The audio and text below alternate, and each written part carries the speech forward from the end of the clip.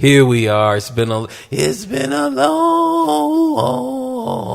long time coming. Why?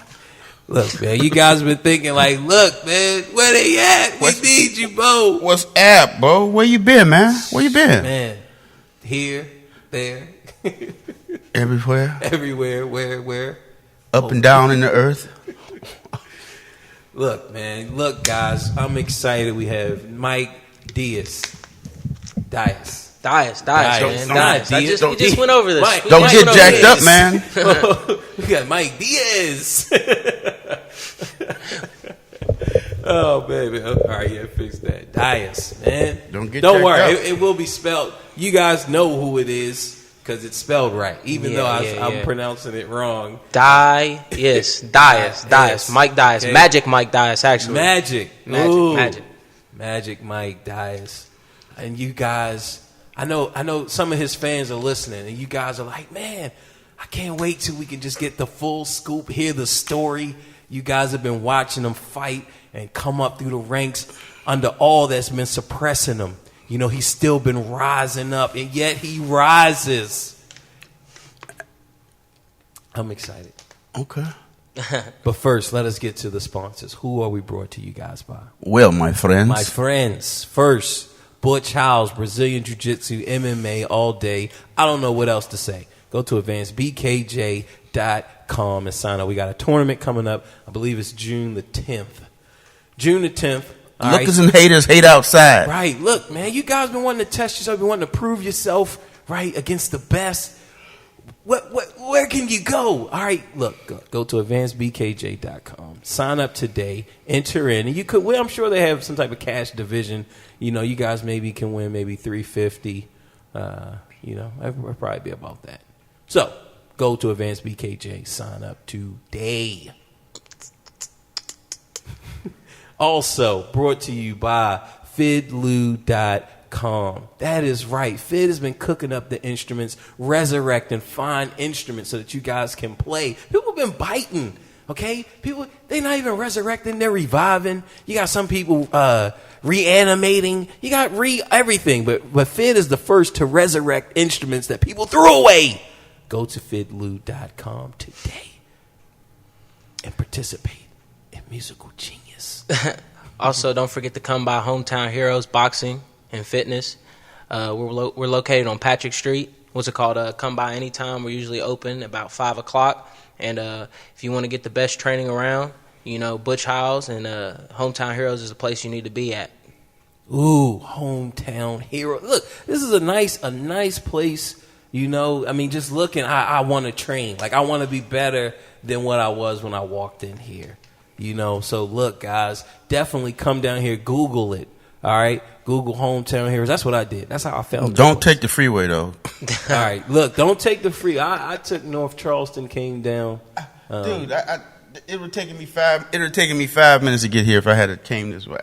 I Googled it, Google mapped it. It took me on 64 to Montrose, back here. I'm like, what? Oh man, Nah, you should just went straight through the west side, man. Well, see, I'm from Cleveland, so I don't. Columbus, buddy. We got Ohio in okay. the house. Well, technically, I was born here, but I was raised out in Columbus. Okay. Raised part of my life. Columbus. You know, from the root to the fruit. Oh yeah, Buckeyes, buddy. Buckeye through and through. Ooh, last but definitely not least, a new one, I might add, Charleston Tekken. Go to charlestontekken.com. You guys, you gamers out there, you've been wanting to compete in tournaments, but none have been available to you. Well, now you have your chance, okay? You step up, join in, and beat these guys, all right? You're the best amongst 3 people. Well, look, test yourself to 3 more people. Okay, and then from there, 3 more, and 3 more, and 3, and 3, and 3, and 3. Ow! CharlestonTekken.com. Go there and sign up. We have a game that you allegedly are the best at.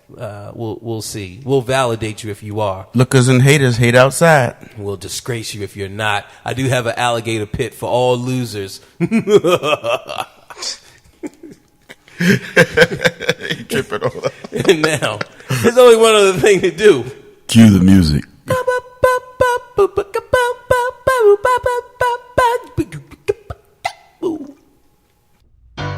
Let me introduce you to Bo Miles, a unique and likable guy. Everyday life, friends and family makes up the artistry.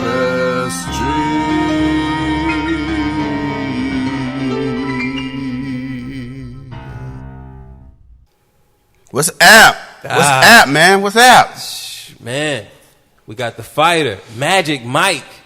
What's up, man? What's going on? How y'all doing today, man? Just, finishing up the long day as usual. Every single day. It's an every single day thing. A lot of these fighters out here say that they're doing this, but they're not really doing it the way that they're supposed to do it. But me, I do it the way I'm supposed to do it. I train 6 to 7 days a week, every single week of the year.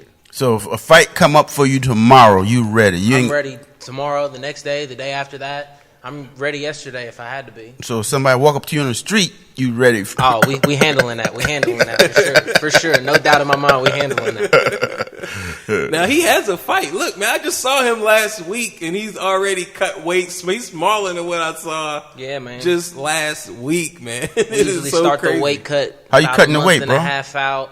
Just hard cardio, calisthenics, stuff like that. It's Epsom salt. Dieting is the most important part, which is the most grueling part. A lot of people think it's hard to get in the gym every day for a couple hours. That's not what's hard. What's hard is getting in the gym every day and then leaving the gym and having to pass Rallies and Burger King and all the delightfully tasteful food that you can't eat when you're dieting. I usually eat nothing but grilled chicken and broccoli for months on months on months, and it's just horrible. And you get to taste. I mean, it's just the worst part about this for sure.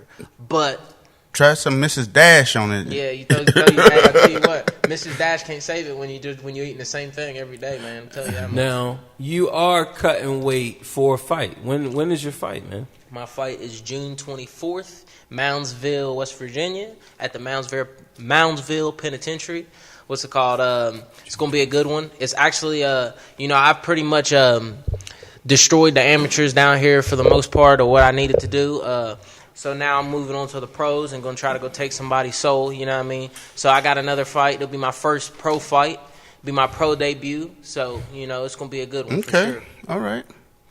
Man, so speaking of the amateurs... So if you lose, do they keep you locked up in Moundsville prison? Buddy, that prison's haunted, man. I ain't staying there. It's not active anymore. It's a haunted prison now. So I assume that there's going to be some ghosts flying over our heads while we're doing it, and that's the one thing I'm a little bit more worried about that than the fight, to be honest with you, man. Just wear your cross, bro. Yeah. Oh, amen, amen. Satan is not welcome here, man. So like, how did you get into the fight? To the fight game, the fight business, man. Like, how did that kick off for you? Well, I started my training at Butch Howes, and I just, I had a good friend of mine, Ian McNeely, who passed away recently, who was very adamant on me coming and training with him. He's just all the time was asking me to come train with him. And, finally I did. And I started out, not knowing anything, just watching UFC and stuff like that. And I walked into the gym and did the stuff I seen on the TV, and it was working. And they all thought I'd trained for, they thought I'd been trained before. And I'm like, I've never trained a day in my life ever. And it gradually went from me training. When I started, I trained once, twice a week. Just did jiu-jitsu, nothing else. And then it went from once, twice a week to 2 or 3 times a week, and then it went from 2 or 3 times a week to 3 or 4 times a week, and then, and then of course my old lady started to break my legs because she's like, "Why are you always there?" And I'm like, "Well, I had to do something to, keep her interested enough to let me come all the time." So I said, I'm gonna go ahead and start fighting, and when I started fighting, I fought down in Kentucky, and I did exceptionally well. First round finish. Most of my fights have ended in the first round. Now you said those were labeled amateurs. It was an amateur fight, yes, sir. So did you have to wear? No, not in Kentucky. All right, so not in Kentucky is full pro rules except for no heel hooks and no elbows. Okay. It's the only difference between So, pros. but y'all didn't have any gear, no leg gear. Amateur MMA, we don't fight with none of that. Now, when I came back to West Virginia to fight, unfortunately, I had to wear Shin Pro, which is shin guards for my legs. So wasn't a lot of damage you can do with those things on. So I usually resorted to just boxing people. And then my second fight was here in West Virginia at the Charleston Civic Center, and I KO'd him in the second round. Now let's go back to that first fight, man. Let's go back to that. Yeah, I'm getting ahead of myself. Let's go back, man. Let's go back to that first fight, man. Walk us through, man. Well, I fought a really, really tough guy from Kentucky. His name's Mike Douglas, I believe. He actually went on to become the champion down there after I beat him, but I'm not for sure if he still is or not. I haven't followed his career. However, when he fought me, his first fight, he had 1 or 2 fights before then. We had taken a fight because we don't turn down fights. My managers and me don't turn down fights. We take the fights. We show up and we do what we got to do. That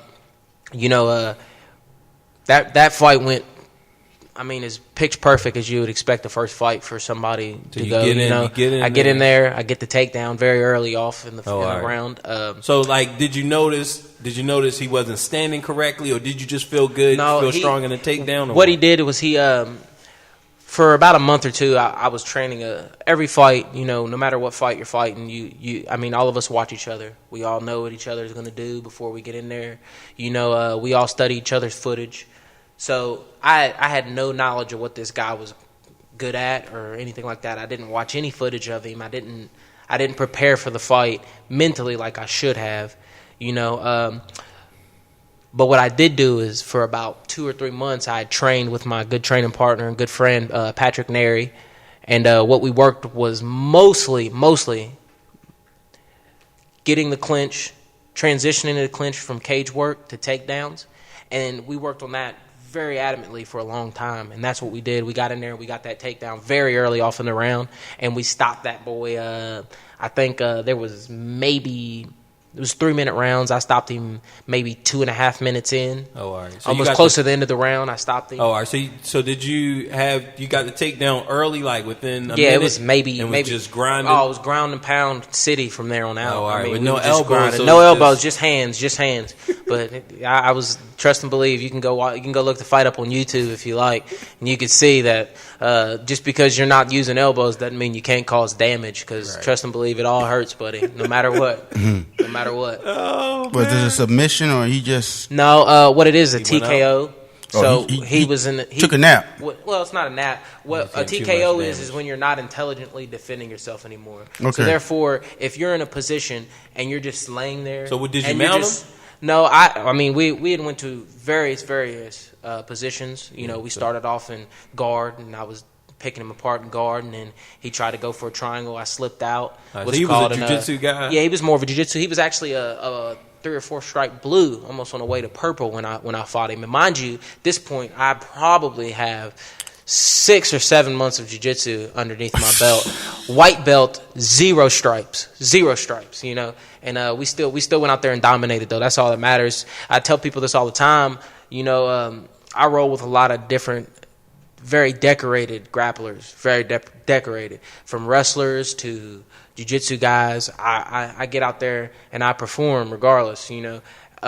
That belt that you wrap around your gi every day, when you get in there, only covers 1 inch of your rear end. That's it. So we don't care about belts or anything like that. We just care about what we do when we get in there. And what we do is we perform. My team is very adamant on performing. All 3 of my coaches, Ryan Fitzer, Tony Dunlap, and Benjamin Clear, make sure that I'm in the best shape that I could be in to perform. And that's what we're going to do June 24th.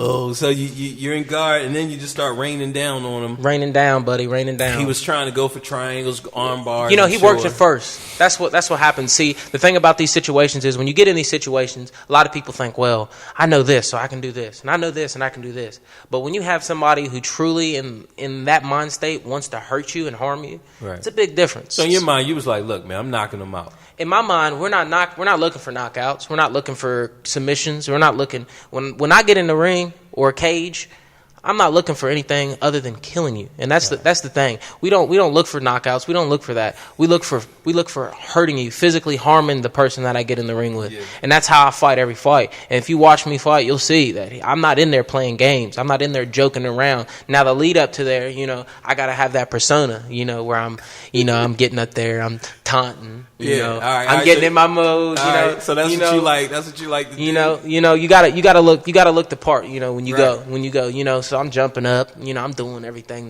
that you're supposed to do, you know. I'm rocking, I'm crouched down in the corners waiting for you, you know. I like to psych my opponents out, and that's what I do. I make sure that they know that I'm not worried about the fight at all, because I'm not. Because the worrying's done here in this place. This is where you worry. This is where you get in here every day and you grind and you get hit and you get kicked and you get punched and you get you get all this stuff and you're like, man, this is horrible. This is not fun at all. But when it's time when it's showtime, you enjoy the moment. It's not. Here's the thing, man. I tell people all the time, and I this is the best way I can describe it for me. Now, this might not be for everybody else, but this is for me. When I'm making that walk from wherever I'm at backstage or wherever to the cage, by each step I take, my anxiety goes, my nerves go. By the time that I take that first step into the cage, it's gone, buddy. I'm not walking to a fight. I'm not walking into a cage in front of hundreds and hundreds of people. I fought in huge venues. I'm home, buddy. That's how I feel, and that's why when I get in there, people know that I'm home. You're in my house now, and I'm gonna make sure that you know that. What's your record? I'm actually currently 4-1 as an amateur. Okay. I lost my 3rd fight via split. All right. I fought a guy. Let's go to that second fight. Okay, we'll get there. We'll get there. The second fight. I fought a wrestler by the name of Daniels. Daniels was his name. He was good, actually. He was good. He had a very good wrestling background, from what we were told. We fought at now, mind you, I've only been fighting at 155 for my last 2 bouts. Before then, I was fighting at 170, cutting weight, not doing the stuff I was supposed to do, simply because we were having a hard time finding fights. Mm-hmm. So I took a fight at 170. Everybody at 170 is bigger than me, because most of those guys are cutting weight. Yeah. So he was a wrestler, so he's a wrestler. Yeah. Weight. Oh yeah. So we got out there and he's probably cutting down from like 220. Nah, maybe not that much, but he definitely cut a little bit. He had a size advantage. You could look at any of my fights and tell that almost every person I fought, outside of the last 2 guys that I fought at 155, had a pretty decent size advantage against me. Second fight, that was a good one, because first round. Did he get the takedown? Oh no, he didn't get the takedown. We don't give up easy takedowns anyways. But what's it called? First round, he clearly wanted to grapple. So I almost got the rear naked within maybe a minute left in the round, maybe 30 seconds left in the round, and he ended up slipping out, and we ended up going into the second round. But in that second round, And once again, you can look all this up on YouTube. I'm not telling jokes. This isn't a game. In that second round, he caught probably a mean 10-punch combination that floored him, and it was over with within maybe the first 30 seconds. So did you lead with like a left jab? No, actually, he rushed me, man. He rushed me. So he came which, in. Which the thing about that is, he was going for the takedown? I trained with, well, he was definitely going for a clinch. Oh, all right. But after grappling a whole round, and he's tired. He's definitely a little bit more tired. He's tired. He's definitely a little bit more tired. He probably cut weight, so he probably, in that round he definitely wasn't as quick or as fast or strong as what he was in the first round. When did you notice that? Me and you were fighting this first round. Second 30 round, seconds. When do you know, like, look, the way they breathing? You know that tired. Sucking that air in. I'm telling you right now, buddy, when you're in there, you know that immediately. You can look over at you, especially after the first round, and you go and sit down in your corner. And I'm over here in my corner, and I'm jumping around like a madman and looking at you and watching you, and you're over there, and your legs are all sprawled out, and your arms are down, your head's looking at you're trying to breathe all heavy. Oh, I know. At that point, I know. I'm like, listen. That's why I told you. I'm prepared. I'm prepared for whatever you're bringing out. I'm prepared. If you want to do 20 minutes straight of wrestling, I'll do it with you. If you want to do 20 straight minutes of grappling, jiu-jitsu, I'll do it with you. If you want to box me for 20 minutes, we can box for 20 minutes. It doesn't matter. And no matter what, at the end of that 25 minutes, I guarantee you'll be the one crumbling before I will, because I'm prepared, and my coaches make sure that I'm prepared. Right. We have hard training. We don't train like all these other guys train. Everybody wants to train, once a week, twice a week. My coach is here every day, making sure. We're gonna release. I don't know. It's up because I don't want somebody to watch this footage to get the drop. Buddy, at this point, you got to understand something, man. I got plenty of footage out. Right. Like I said, you could look up any of my footage online.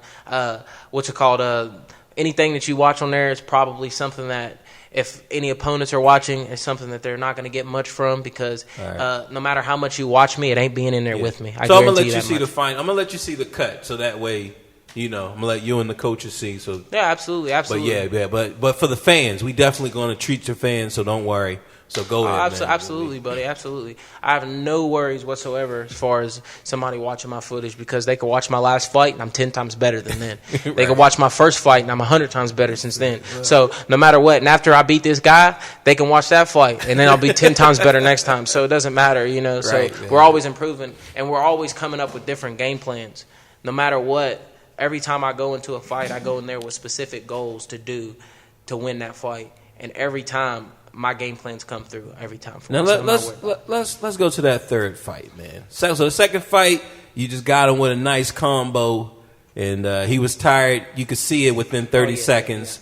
And you capitalized. He rushed in. Vicious uppercuts, buddy. So, with him just trying to come in, him trying to come in. Well, he rushed me across the cage, and I just slipped, bang, slip, bang, slip, bang, bang. Then I got him in a clinch, and I uppercut him. Could you just feel him break, Oh, he was broken. He was broken. A lot of, every fight that I've had, I seen it in their faces and in their eyes that they were already broken before the fight was over. So I knew it was over before the fight started.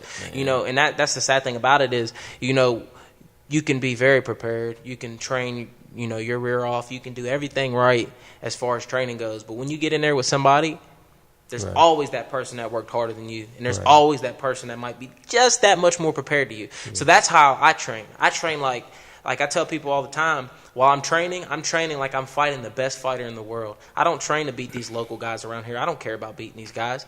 I train to go beat Anderson Silva and George St. Pierre and Michael Bisping and all these guys that are McGregor and all these guys. That's who I train to beat, because at the end of the day, those are the best guys in the world. So if I'm training like I'm getting ready to fight them, then that makes me in my brain realize that, listen, this is a real fight. This is going to be a hard fight. You're going to train like nobody else. You're going to train harder than everybody else. But then it comes fight night, and I am McGregor. I'm the most confident person in the room, and I'm telling you, if you watch me train, there's plenty of times where I'm in the training, I'm like, man, I'm getting ready to go fight again. Oh, man, this is crazy.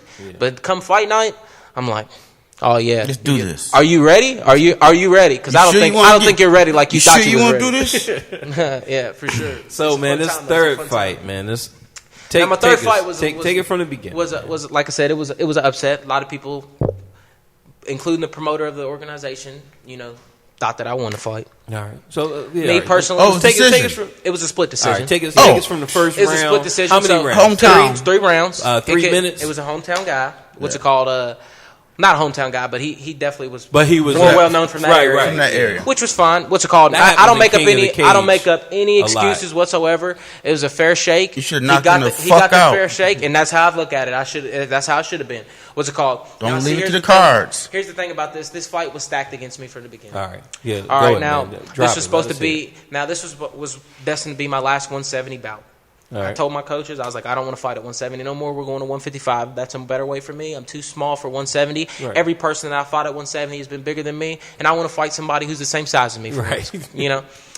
So he says, okay, we'll take this last fight, and this guy will give you a 155 title shot afterwards. So I said, okay, let's do it. Right. We drive all the way down here, Summersville, or I believe Summersville. Right. And it was a good fight. What's it called? Hard fight. Definitely grueling. What's it called?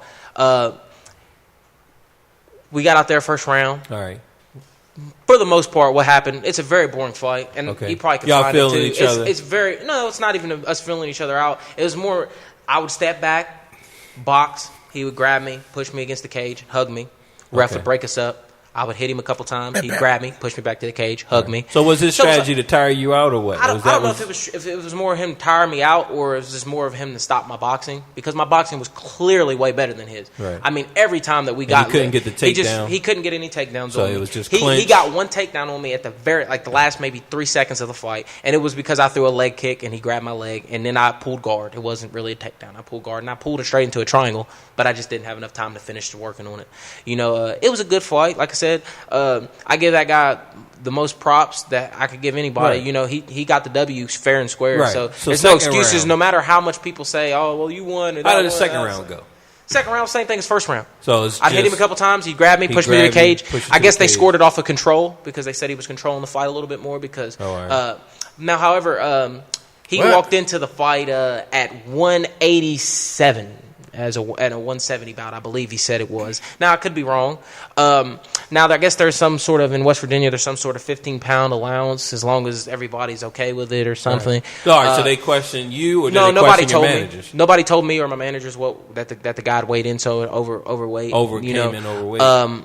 Because they didn't do I didn't weight, find they that didn't out. do like, you know I how didn't- they do like the media and they do Yeah, weight? no, they didn't do none of for you? that. I didn't find out until well, he actually showed up very late to weigh in anyways. Everybody, I'd already weighed in hours before, Right. you know. So he knew. And I cut weight to get to 170 like I always Right, did. right. So he knew that he was like. So he came in and he weighed in. He was about I think he said I like you can't quote me on it because I don't quite 100% remember, Right. but he weighed in the high in the upper part of 180 is what he weighed, and I was in the barely 170, you know, because I it's just not my weight class. I'm too little for 170, and he definitely was very, very dominantly.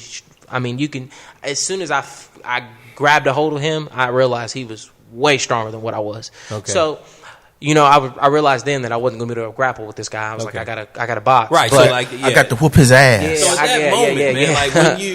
like when you grapple with each other and you realize, okay, he's stronger. What goes on in your mind?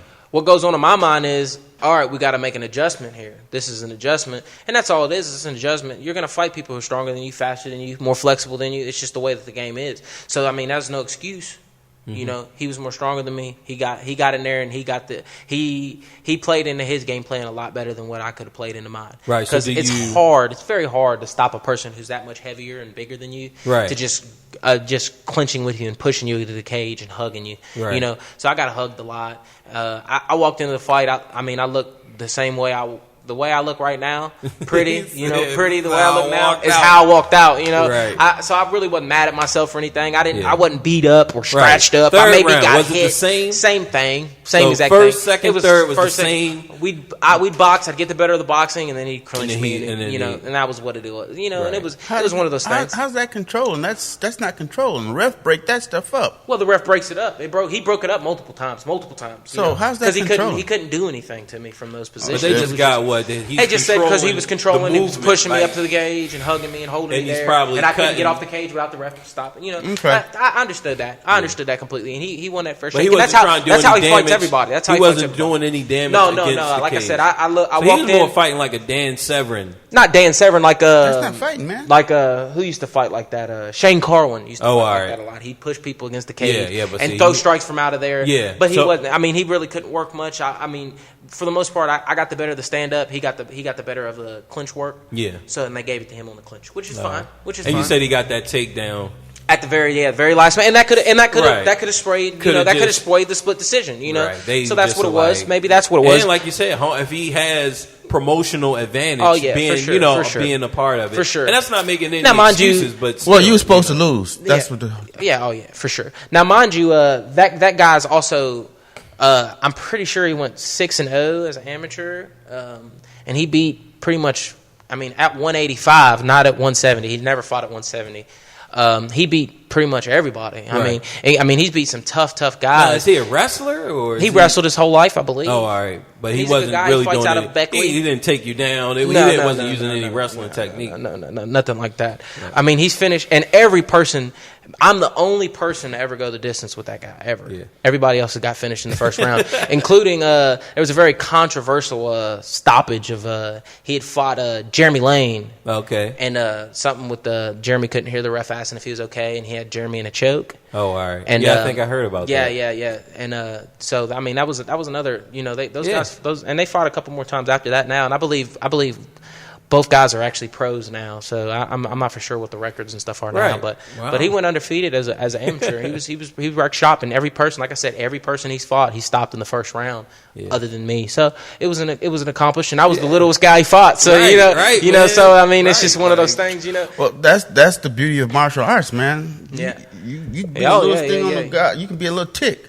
And the thing about that fight is, it showed me a lot about myself. It showed me I could be in the trenches in a hard fight, dog fight, and still go out there every round. Like, this is my home. This is my house. And you're gonna know my it. bone. You know Now, looking across the cage, what did you see and feel coming? You know, just leading up to. from the Oh just man, coming off of I got in that cage and I looked across and I was like, I looked back at my coach. My coach was like, "You got this, man. You got this." And in my mind, I was like, "That's a big motherfucker." You know what I mean? That's how I was thinking. I was like, "That guy's huge." But I mean, I was like I said, no matter what, if I would have known he was heavy, I probably would have took the fight. Right. I still would have went in there and fought. My pride would not let me back out from no fights like that. It's just the way that I am. I drove all the way there already. I was there to fight, and I was going to fight, you know. And it was a good fight. So I mean, it is what it is. Can you strike to the neck? No. Legal, man, illegal. Can't strike the neck. You can kill people like that. We're not in there, you know. But that's what you said you do. You go in there to That's kill. what, man. Look, man, I go You in know, there to kill. yeah, it's true. But I'm not trying to, you know, break your neck or nothing. You know? But it was a good fight, though. I mean, like I said, it taught me a lot about myself. Now, did you have another fight after that one? Yeah, I fought two more times after that. All right. Now this was Both my next fights were title fights. Okay. The promoter was impressed enough with me to give me a title fight the next fight. for that 155. For that 155. I was slated to fight one guy, and then let's just say So this was a vacant title spot. No, it wasn't a vacant title spot. There was a 155 champion. All right. I was scheduled to fight him. 2 weeks before the fight was supposed to happen, he backs out. Says he doesn't want to fight anymore. Says he hasn't had enough time to train. He don't want to fight yet. So the promoter says, "Listen, man, we got this guy who's been waiting to fight you. Either you're going to fight or we're going to strip you of the belt." And he says, "Strip me of the belt. I don't care." So he gets stripped of the belt. I get scheduled to fight another guy. This is pretty aggravating, actually. You know, I had a lot of people come to watch me fight. 155 bout, title fight, 155 title shot. All right. The title shot. Guy shows up 178. So at this point, I'm starting to get pissed off. You know, Right. I'm like, man, this is the second time this has happened. Right. And last time I And lost was a it the split same? decision. Was it the same organization? Same organization. So I'm like, all right, man, now I'm starting to get a little bit upset about this. You know what I mean? I'm like, we're going to have to figure something out. Like, look, y'all. If y'all don't have 155 division, then you know. So that fight got scrapped. So here I am. Oh, pissed so off. they just said, look, don't. We're not going to do it. So that pissed me off. So I'm like, all right. So we're on to the next thing, which, you know, I'm like, all right, well, I'm not fighting unless it's for a belt here. So don't even call our phone unless it's for a belt. Right. We get the phone call. You're fighting this guy. I'm like, all right. 155. 155 title shot. All right. This guy makes weight. Everything goes according to plan. All right. And this is where the Magic Mike came to fruitation. Let's say that. Fruition. This is where it came into play. Let's just say that. You open up a can of whoop ass. So we go in the fight. It's a good fight. Everything checks out. Doctors, everything's fine. Everything's perfect for both fighters. We get out there. He throws quite a few punches. He lands one or two. All right. I start Is to he a slip boxer? and counter. I'm not quite for sure what Just it was. like even I'm not like sure. you know. Well, I like know a he little was boxer. he was a state champion wrestler too. This guy Okay. was. All right. Okay, so he was. He was a state champion wrestler, but he definitely wanted to stand up. He definitely wanted to stand up and fight too. We went out there. He threw a couple punches. He landed some. Right. You know, like I clinched or with jabs him. or He's what? supposed to. Well, he just It's was a swinging. championship. Yeah. All right, just like you know, so yeah. He was he's game. Supposed, he's Like- supposed to come out there ready to fight. You know, ready He to was bang. he was a champ level fighter. Yeah. Oh yeah. Everybody. Yeah. Oh yeah. For sure. All right. You know, I got him in a clinch. Dropped some knees to his stomach. All right. Boom. Clearly knocked the wind out of him. Right, Took all of blew the them life things- out of them him. things Grabbed hurt. up a guillotine. He escaped. All right. I then, you know, we're on our backs. We our jiu-jitsu is strong if we have to be there. We don't want to be there, but our jiu-jitsu is strong if we have to be there. So, you know, I got on there. You know, during the guillotine, you. Oh, I had it. went- I had it, but at the same, I pulled guard. Yeah. All right, so you What's it pulled, called? I had locked it, in. but you know, Y'all sweaty. sometimes we're sweaty. Sometimes you got to realize something. It's better to let go of something Right. that you don't have Right. than to sit there and yank on it and make yourself tired. So I let it go, and then you know So we now started you're grappling. Now I'm on the bottom. All right. You know he's trying to hit me. I'm defending everything the way I was trained to do. You All know.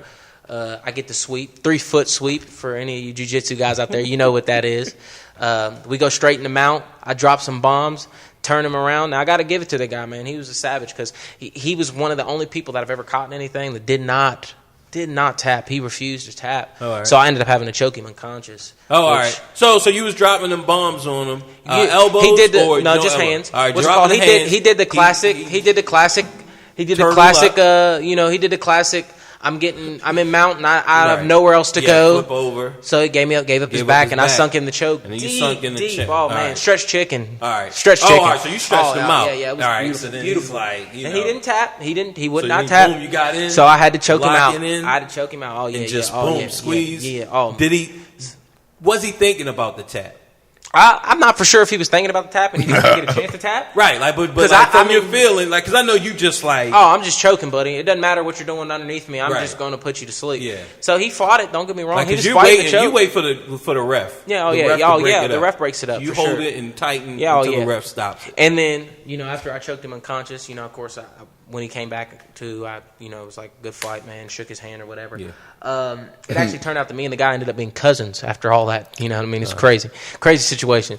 But after that, you know, before they gave me the belt, Which round was this? this first round, buddy. First round. First round. All right. Oh, yeah. After that, this is where the Magic Mike came in. This is when people started calling me Magic Mike. I did a little dance after that. You know, I was so happy. I just won my first belt. I did some weird. I did a dance, man. And Is that your belt over there? Of course, Is that your belt over there? No, those are all my cousin Lee's belts. Oh. What's it called? Fortunately, what's it called? After I did that dance, what's it called? It just kind of stuck, and that's what people have been calling me. Oh, so you did like a little stripper dance? Yeah, sort of. You know, I did a little sexy dance for him. You know what I mean? And of course, the crowd went wild. Everybody went wild. Yeah, you know, that was funny. it was funny. I was just being funny. I wasn't trying to start nothing or anything like that. right. But you became Magic Mike. now I'm stuck with Magic Mike, which I could have a worse nickname. Right. You know, Could be so- Iron Mike. Yeah, it could be, but then you got a lot to live up to, man. I don't know if I don't know if I got a lot. You know, Iron Mike. Mike the Bulldog. Yeah. Man, if you got a name like Iron Mike, you got to be putting people to sleep on the regular. got to be. You can't be Iron Mike and not. Right. You know. So, but it is what it is. So I got a question. I have Shoot a it at me. question. Shoot it at me, big guy. Okay. McGregor, Connor, yeah. Conor McGregor. Mm-hmm. He's supposed to be fighting Mayweather. Floyd, money team, buddy. So, what's your prediction? My prediction, I tell you what. Now I'm an MMA guy, coming from an MMA guy that boxes boxers all the time. Okay. McGregor don't stand a chance in that fight. But, you know what I mean? Now, I spar high-level boxers all the time. Boxing-wise, I spar high-level boxings all the time. Now, don't get it wrong. I can hold my own with the best of them. However, what's it called? The level of boxing, the level of skill it takes to train yourself to be a boxer takes longer than a year or 2 years. Floyd Mayweather has been training nonstop for, 40 years probably. He's what? How old is Floyd Mayweather now? 41, right? Yeah, I believe like he's 41. 40s, so I would that. probably say Floyd Mayweather, with his dad being the boxer that he was and his uncle and all, I would probably say that Floyd Mayweather probably started training when he was probably 6 or 7 years old. So I'd probably say Floyd Mayweather's probably got at least, let's just spitball it and say he started training at 10. He has at least 30 years of boxing experience behind his belt. Now, that's not to say that Conor McGregor has not been training a long time, but Conor McGregor has been training to be an MMA fighter, which is why he's light years ahead of everybody in MMA as far as stand-up goes right now. Mm-hmm. What's it called? But, however, no matter what, it's a fight. And it can always go, it's always 50-50. And there is the opportunity that, and I would say it will happen, if it does happen, it'll be the first, second, or third round where McGregor lands something big with that left that he has, because McGregor puts people to sleep, man. It's just the way it is. But he put people that would be considered amateur boxers to sleep. No, you can't say that either. You got to understand, his last 2 fights was against world champion UFC fighters. He knocked out Jose Aldo. You know what he should do? He probably should have took a fight with a boxer. I 100% agree. I 100% agree. But, however, you also got to understand the standpoint of this. That fight is not a fight for McGregor to win. It's not.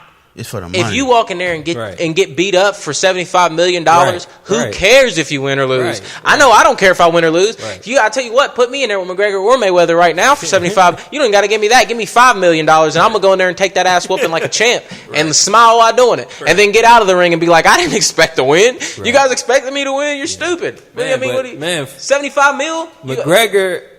McGregor, man, I just got him winning, man. Do you? Yeah, man. I got him winning, man. I tell you what. Like I said, if it happens in the first 3 rounds, I think McGregor has a chance.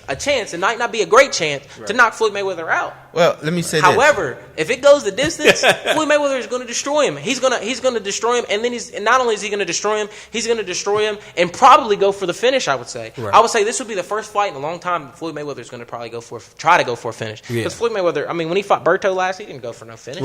He just was in there to box and make some money. That's all. When he fought Manny, he didn't go for no finish. He was in there to box and make some money. It's like sparring. He goes in there and spars these guys, and these guys are trying to kill him, and he's just like, whoop, bang. And it's just what it is, man. It's a tough thing to deal with, Floyd Mayweather. I tell you what, if you wanna look up some very interesting piece, like I watch a lot of interviews and listen to a lot of people talk. It's just, you can learn a lot about fighting in general just from listening to people talk about experiences they have. And I recently watched Andre Berto talk about fighting Floyd Mayweather. And he said the one thing that stuck out the most about Floyd Mayweather is how conscious he is about everything that's going on. The timing on the clock, the way you're breathing, the way you're moving.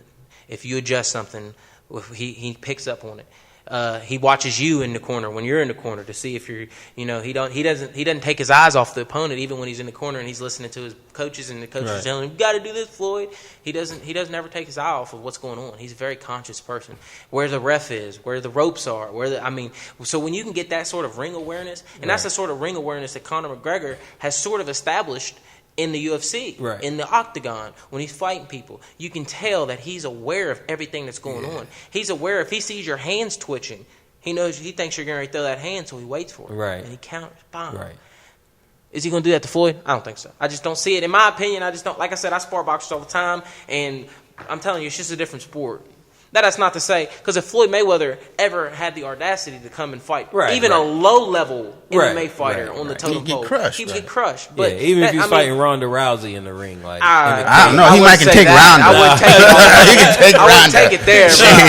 But I would say there's some low-level tier guys. Look, man, she gonna get the takedown. She gonna get the takedown, like she did Nunes, who isn't as good as a boxer as Floyd Mayweather is. Look, like she gonna get the takedown, man. Hopefully so. I mean, I would like to. I tell you what, just like McGregor Mayweather, we always sit around and be like, "This is stupid. I don't even know how they're fighting." But guess what? Everybody's gonna go watch it. Right? Money. No, man. Watch it.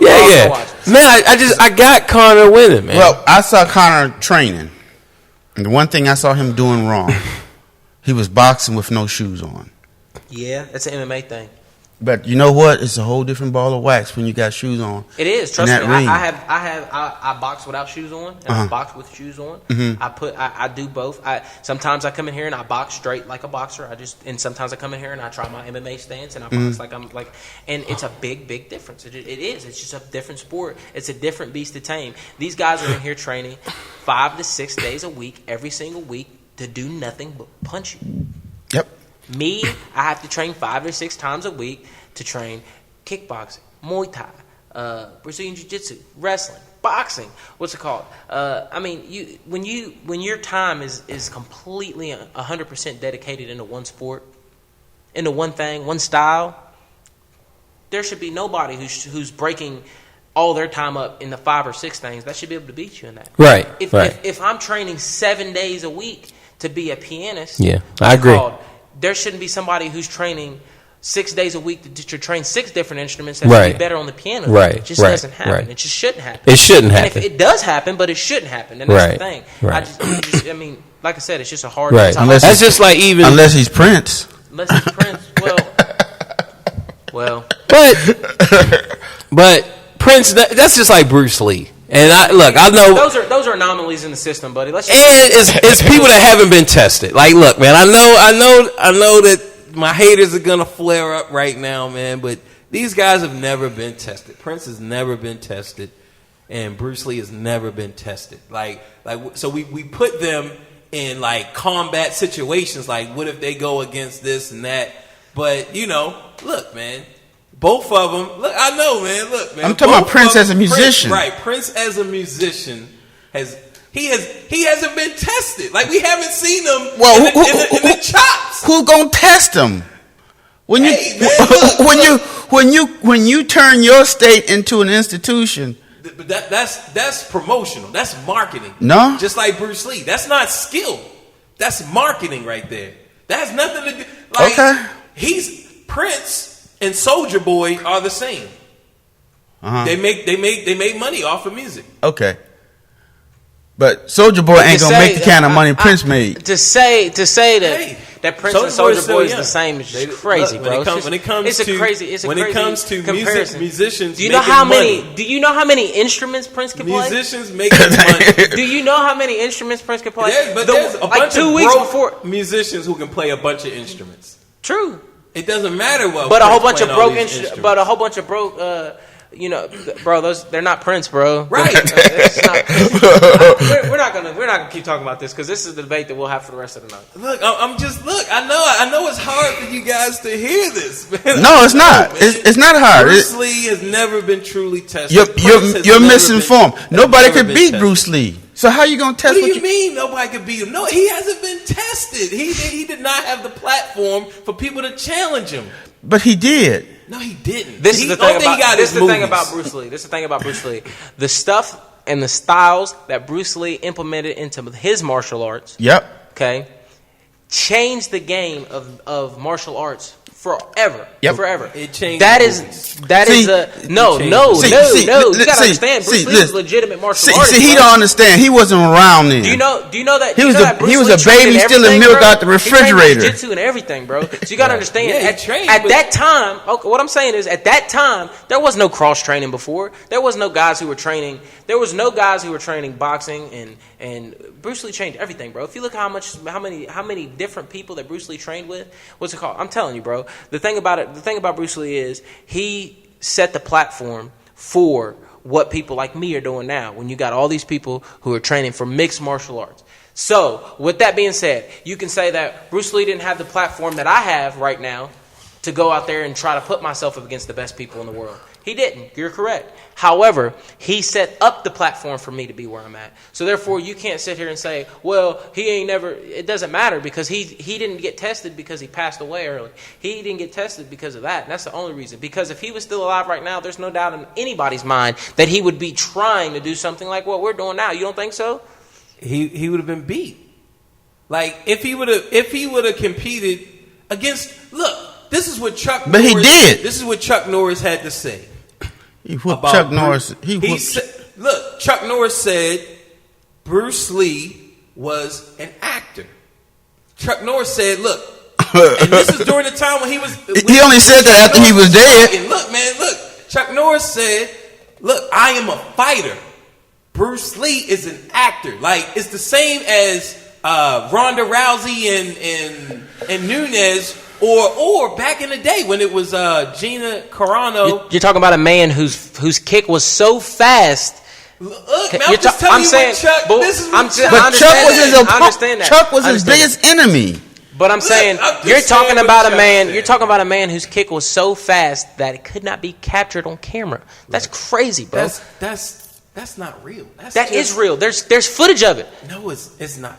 Okay. It's just you got poor cameras back. Like poor cameras, of course, back then, bro. Right. Nowadays it's a different thing. You got poor Nowadays cameras. it's a different thing. Nowadays it's a different thing. Yeah, it's lighting. It's so much stuff, man. Look, I'm just telling you, Bruce Lee, and I love Bruce like everybody else. I love Prince like everybody else, man. But I'm just telling you that these guys is man-made, meaning it's advertisement. That's it. It's marketing.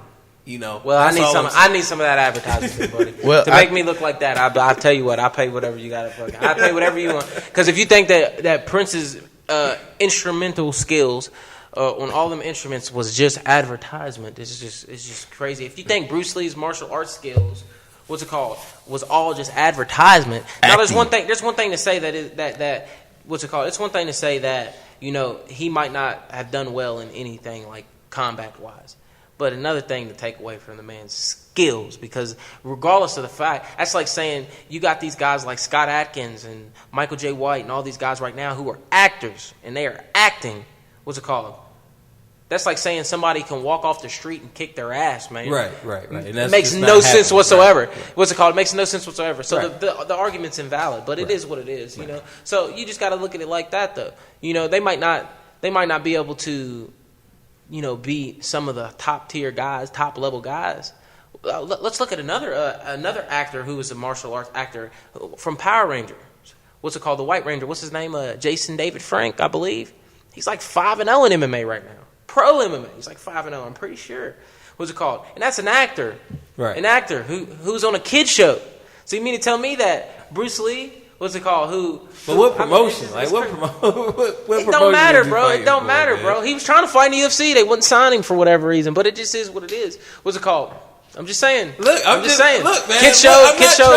Look, man. I'm not trying to demote the White Ranger, man. I love the White Ranger. Like, look. You see the new one? You see the new one yet? Nah, I ain't seen it yet either. Nah, man. I haven't. I have to go peep that out, bro. I gotta peep that out. You know. I've been trying to go, but I ain't been able to go see Guardians either yet. Oh man, yeah. I can't even think of the last movie that I've even seen when I went to the movie. They're all disappointing to me nowadays. Did you see Suicide Squad?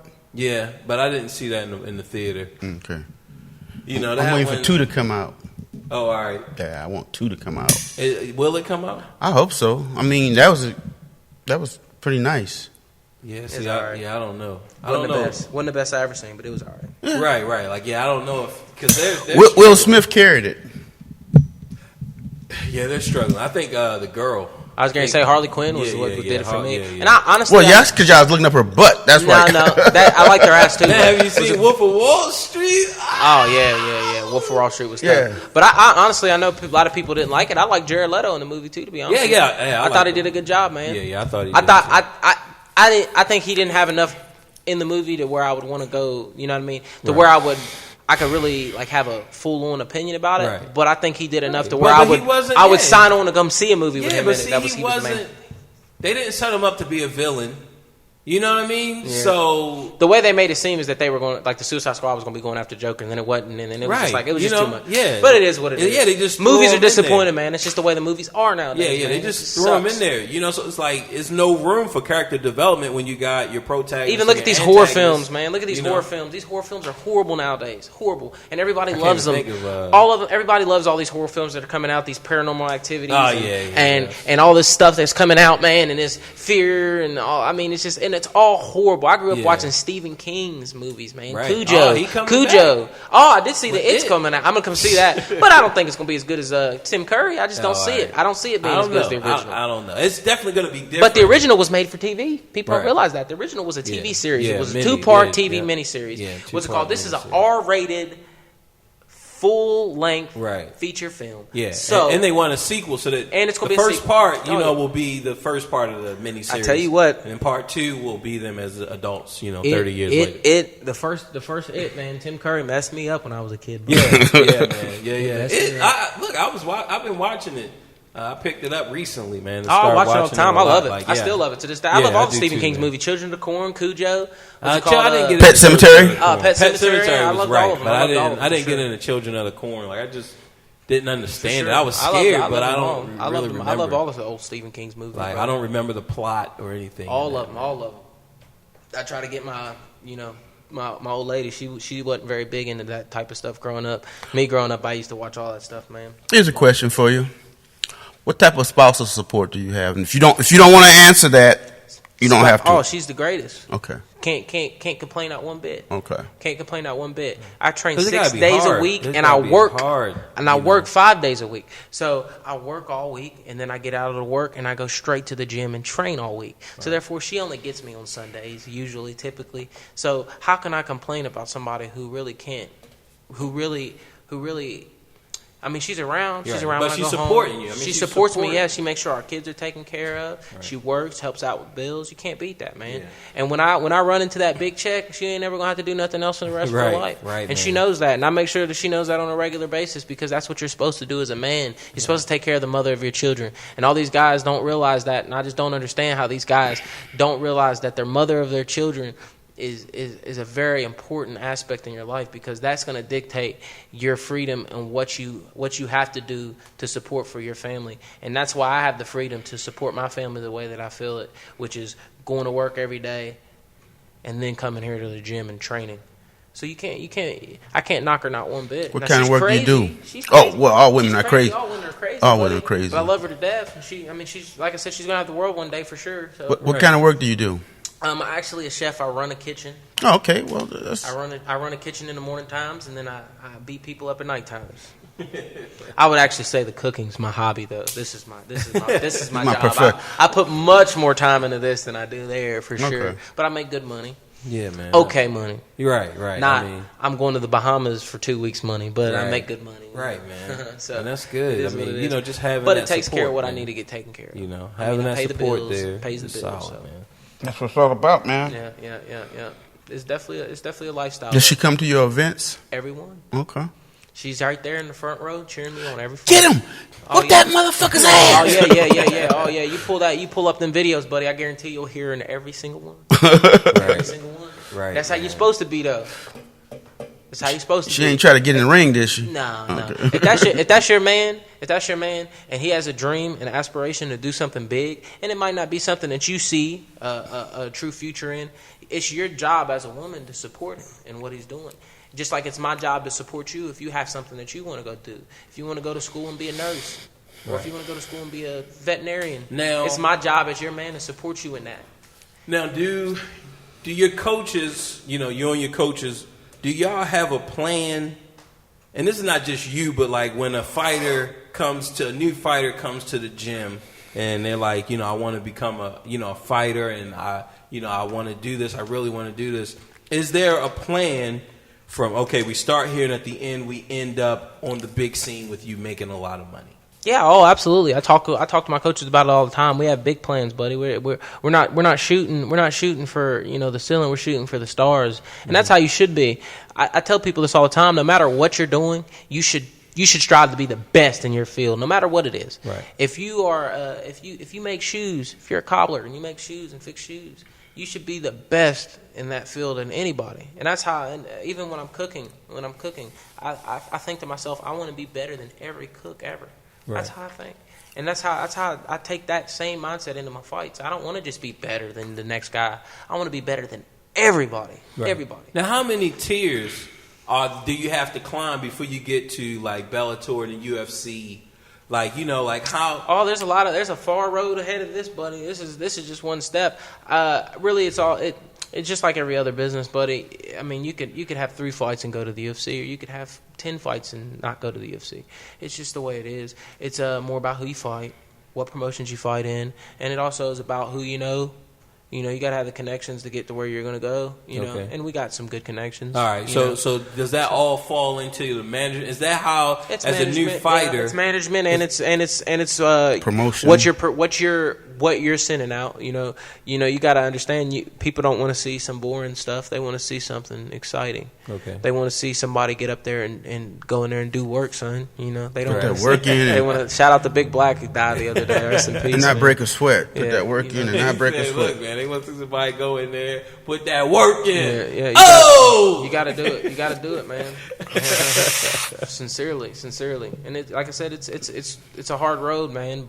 But if the thing about being on a hard road like I'm on right now, you know, I've seen multiple people jump off of this road and say, I just can't take it. Yeah. And I'm still here, trucking along. Do you feel like you're getting soft No. sitting here talking to us? No. Because while you sitting I here love you guys, resting, man. I love you. while you sitting here resting, the rest of the guys are putting their work in, Right, man. your opponent. Hey, I tell you what, I put in more work today than what most guys put in their whole week. But Okay. don't just best believe I was well trained. If you would have came a little bit earlier, you would have seen how much work we put in Okay. here, buddy. And I guarantee you, if you go watch other people do this, what we're doing, and watch us do it, I guarantee you're gonna be like, wow.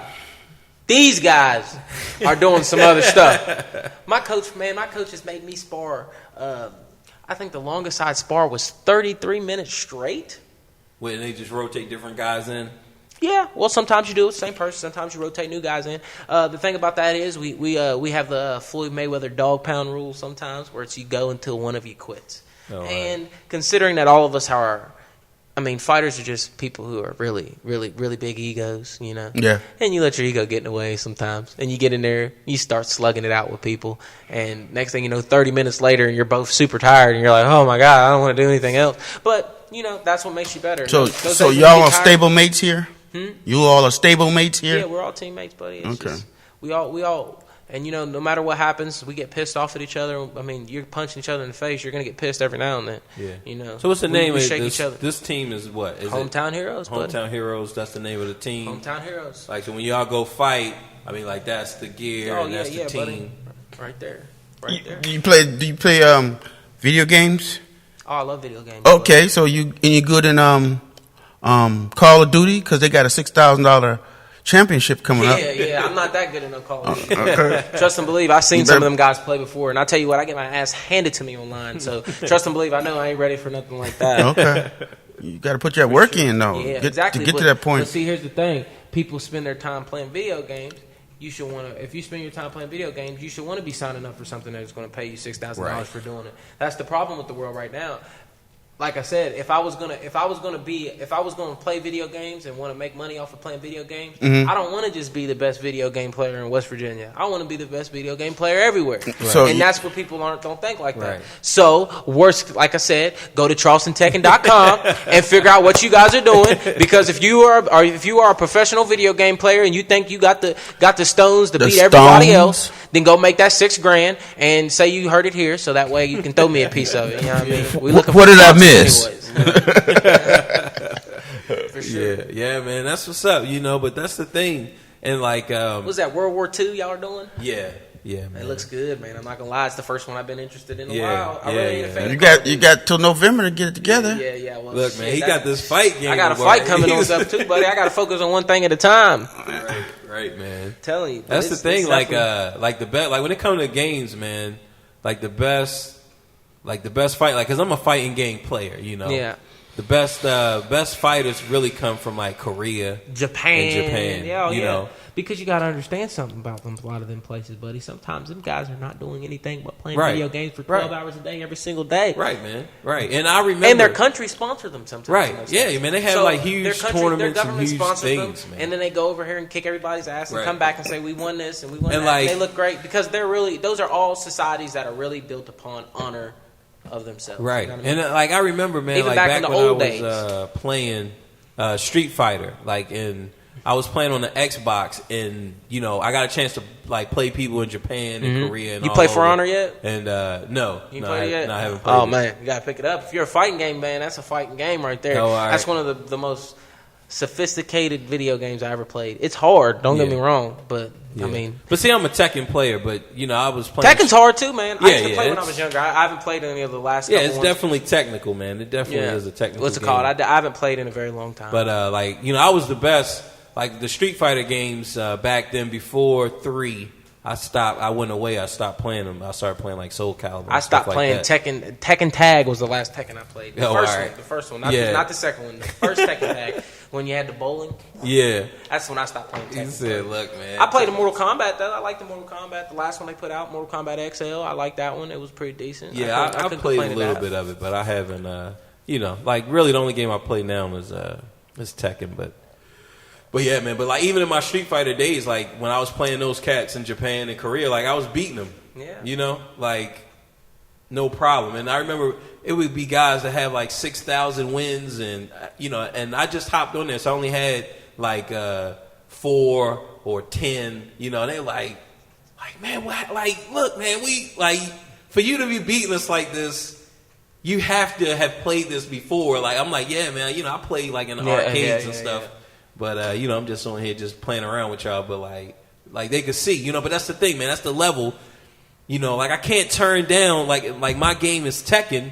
When that tournament comes up, and it don't matter where it is, you got to get it in. Look. I got to get it in, bro. That's just the way it is. Trust and believe. If somebody said, hey man, there's an MMA tournament going around the next week. Right. You win $10,000, $20,000, buddy. I gotta go. Right. I gotta go. Even Even if you just used to whooping kids' ass locally. Yeah, you gotta do it. You gotta do it. Right. That's the way I look at it. Yeah, but man. I mean, it just is what it is.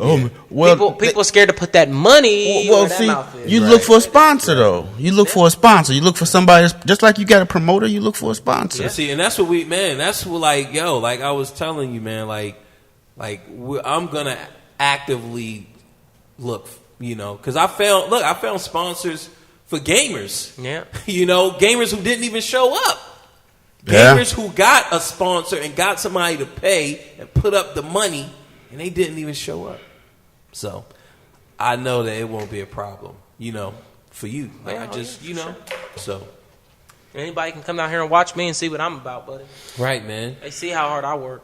You can pull up here early. I'll be here early every single day. And then what you'll probably see if you pull up early is me outside running in the parking lot, or me in here doing bike intervals on the bike. And just, I put myself through hell. Yeah, it's just a grind. I put myself through hell, so that way when I get in the cage. Yeah, so y'all know he got this big A tire here and this big ass sledgehammer he hit on that tire with, and when he get tired of hitting that tire with that sledgehammer, he flips that tire over. So now y'all know some of his secrets. Yeah, for sure. Yeah, man. Like I bet it's just grueling, but you, like you said, you put yourself through hell. So when you get in the ring, like, look, you're not afraid. It's like, look, man, you put in the work. No. Well, fear is good. Fear motivates you to work harder. Right. Fear of losing, the fear of getting jacked up. Oh, for sure. But I'm not gonna get jacked up, and I ain't gonna lose, so I ain't scared of nothing. So it don't matter. Right.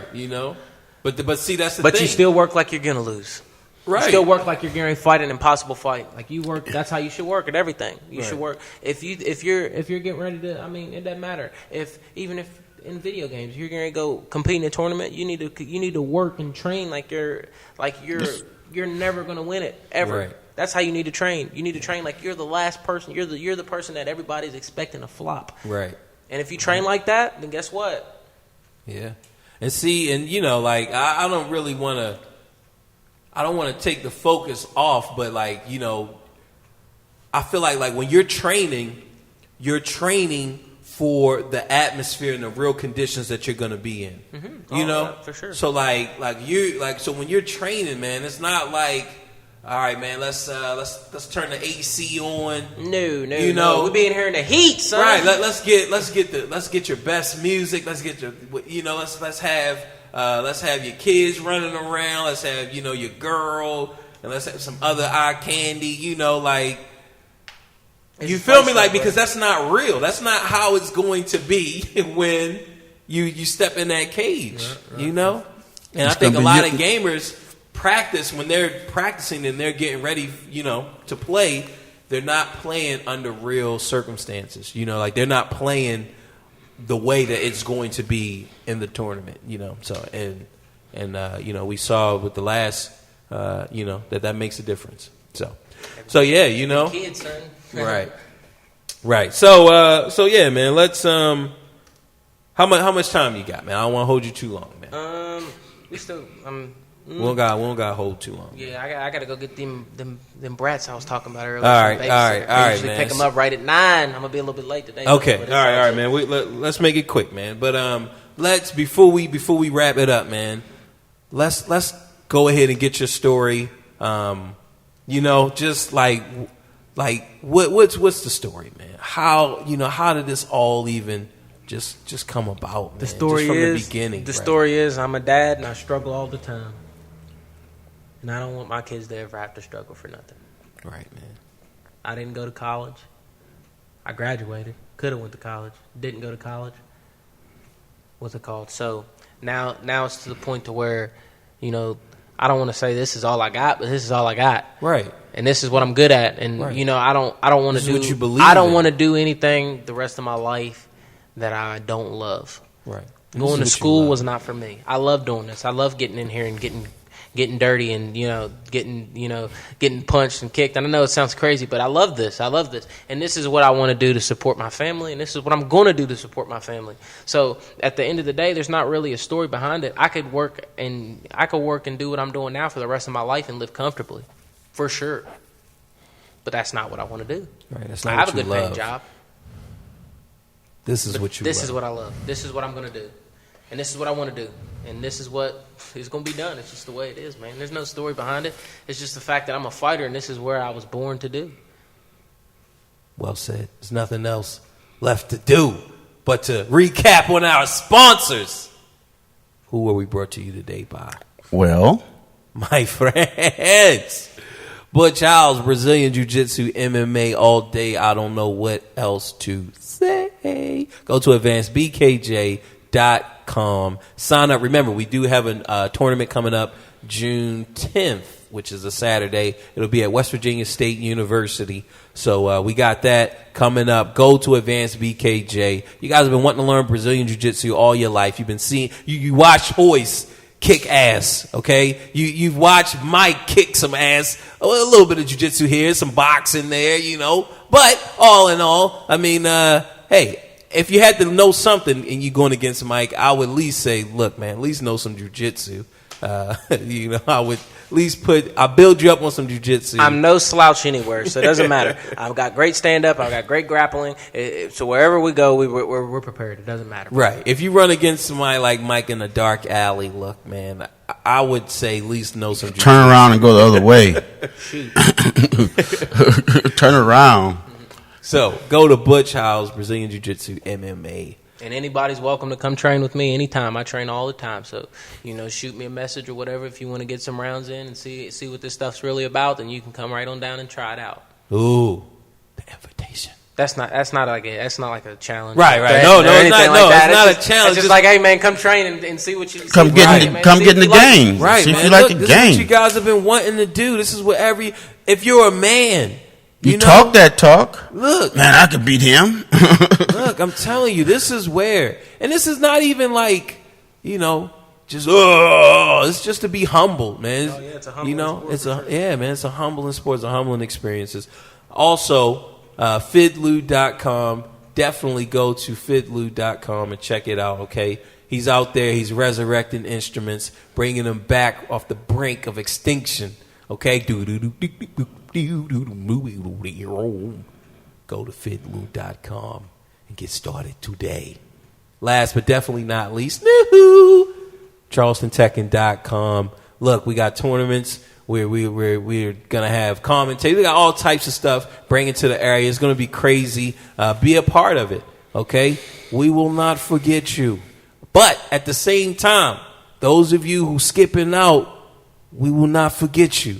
So, charlestontekken.com, baby. There's only one other thing to do, Fid. Cue the music. Oh, dang, man. It's been so long. It's been so long. Peace.